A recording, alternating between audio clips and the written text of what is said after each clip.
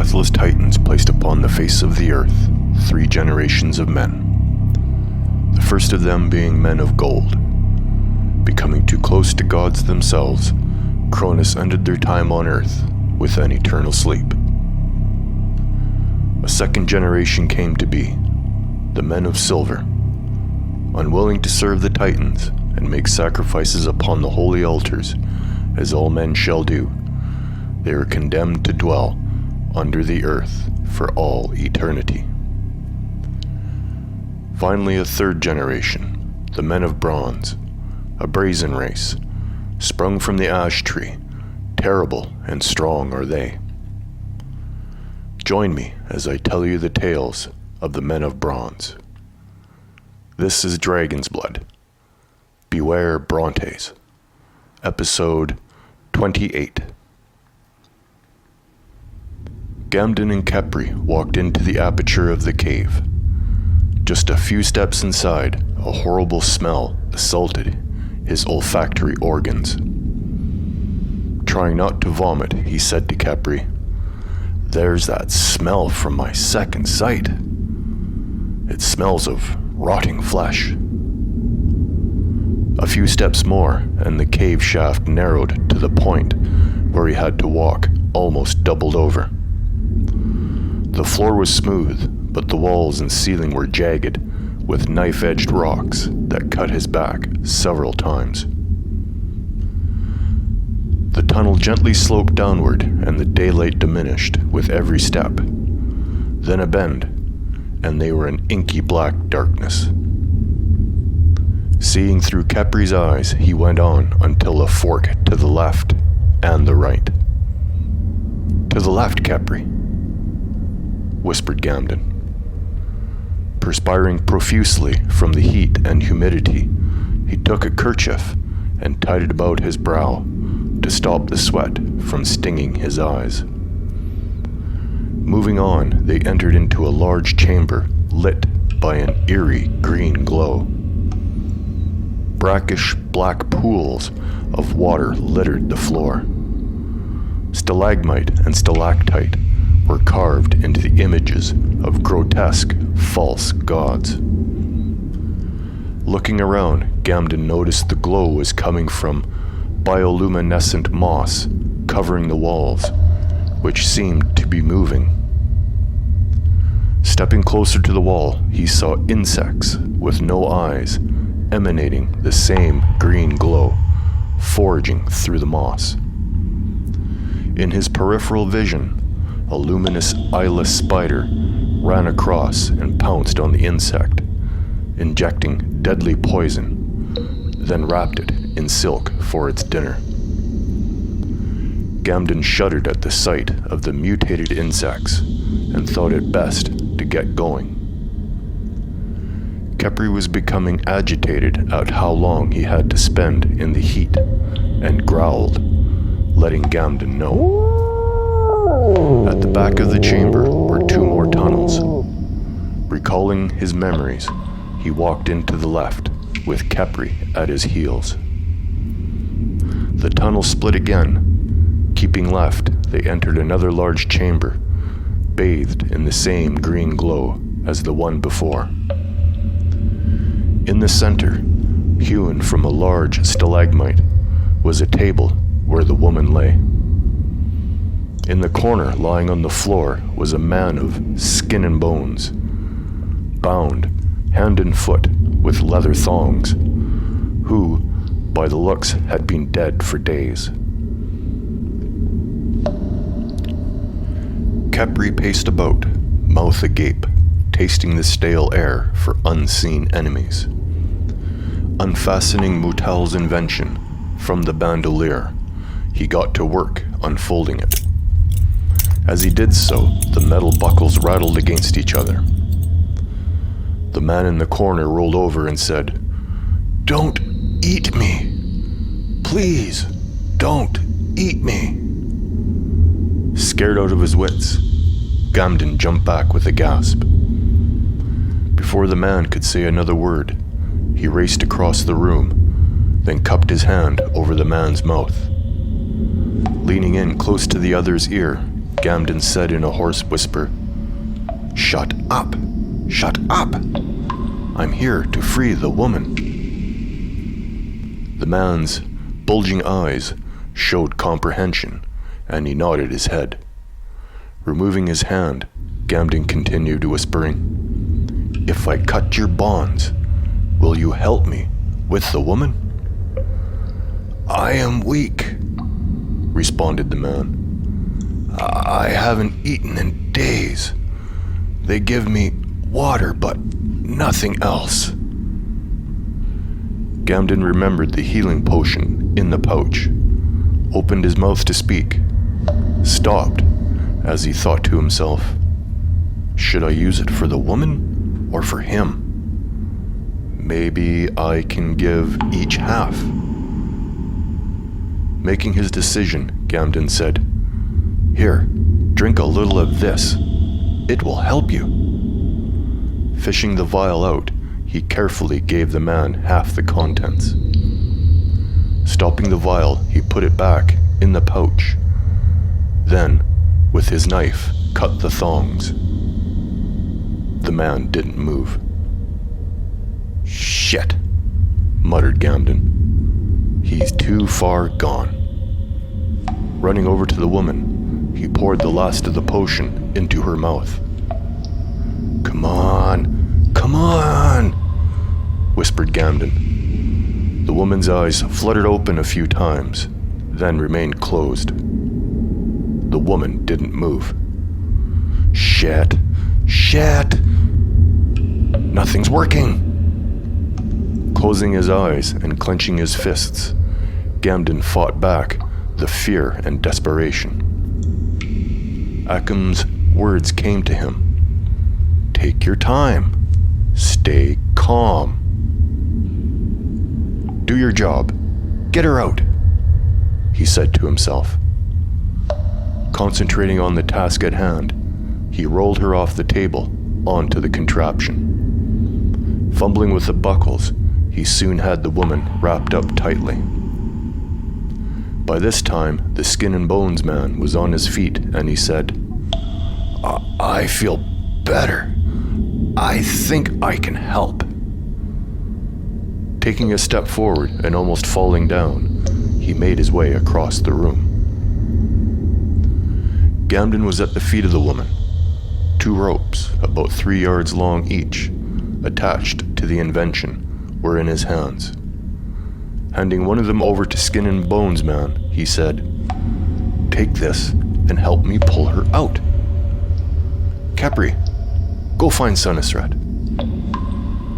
Not needing further encouragement, his familiar was leading the way.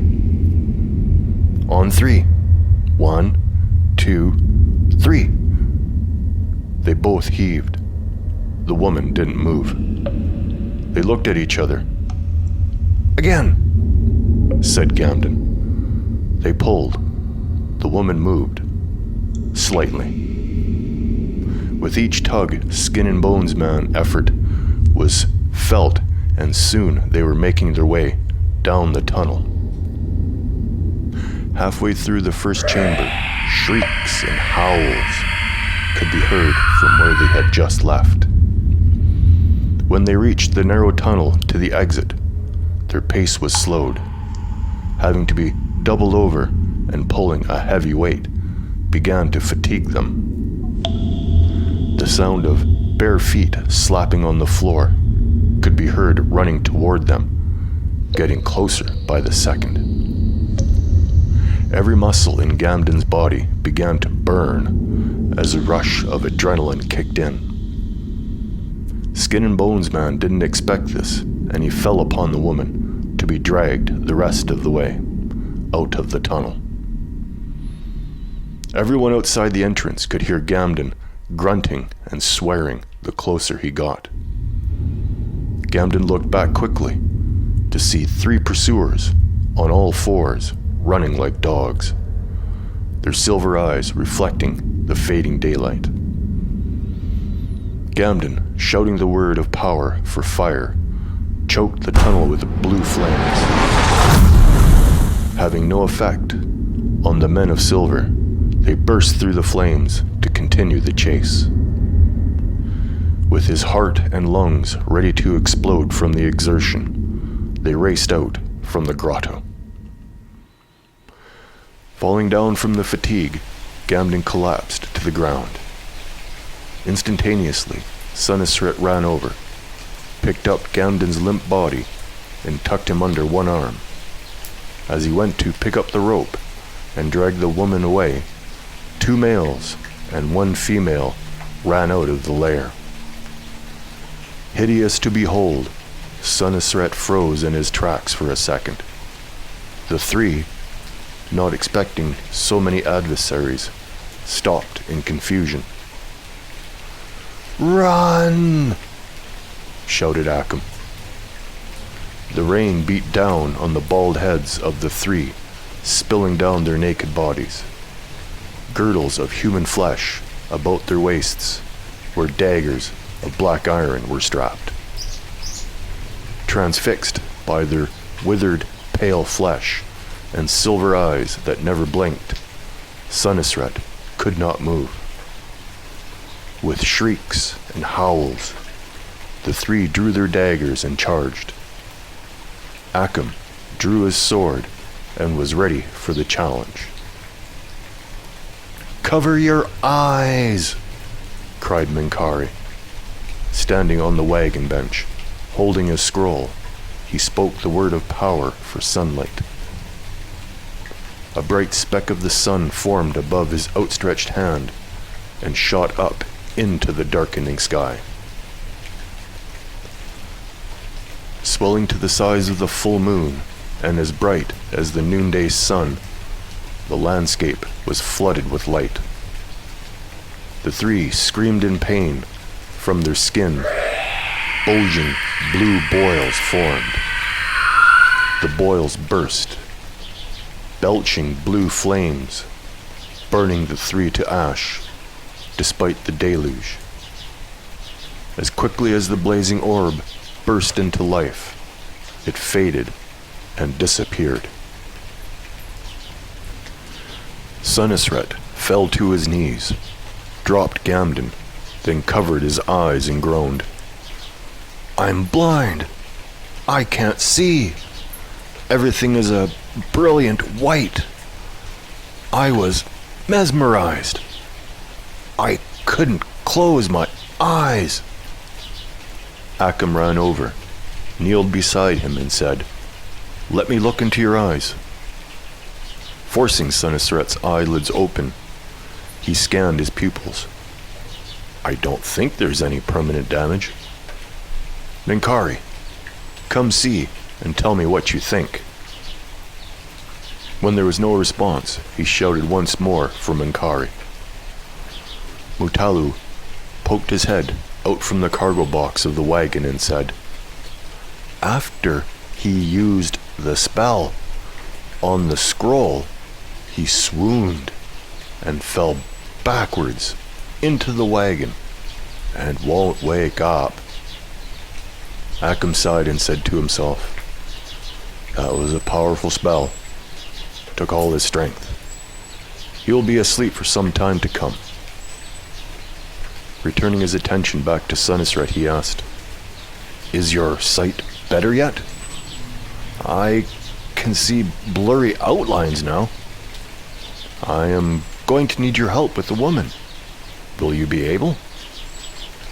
Taking Akam's arm, he replied, "Guide me, and I will help." "But first," continued Akam, "I will carry Gamden and the shadow of a man to the wagon." With a grunt, he gently picked up Gamden and took him to the wagon. Returning, he then picked up Skin and Bones Man without effort and said, "Fear no more, the nightmare is over." Skin and Bones Man opened his eyes and whispered, "A priest of Athena. My prayers have been answered. My prayers have been answered." A single tear fell from his eye, then unconsciousness took him again. Returning again, he helped Sunisret to his feet, and they dragged the woman to the wagon, then with much effort placed her in the cargo box. Ackham took a last look at the lair of the men of silver. In the shadows of the tunnel, he could see several pairs of silver eyes reflecting the last rays of daylight. A hideous, mournful wail could be heard, then joyous singing. Mutello came up beside Ackham, then stated, "I can understand them being sad with the passing of their brethren, but why the singing?" Ackham bowed his head in silent prayer, then answered, "They lament the passing of their comrades, but at the same time are happy that their eternal torment is over." The two stood in silence for a moment longer, listening to the ancient song, then climbed up onto the driver's bench of the wagon. The horses, needing no encouragement, made for the forest with haste. Look for episode 29 of Dragon's Blood, Beware Brontes, on YouTube.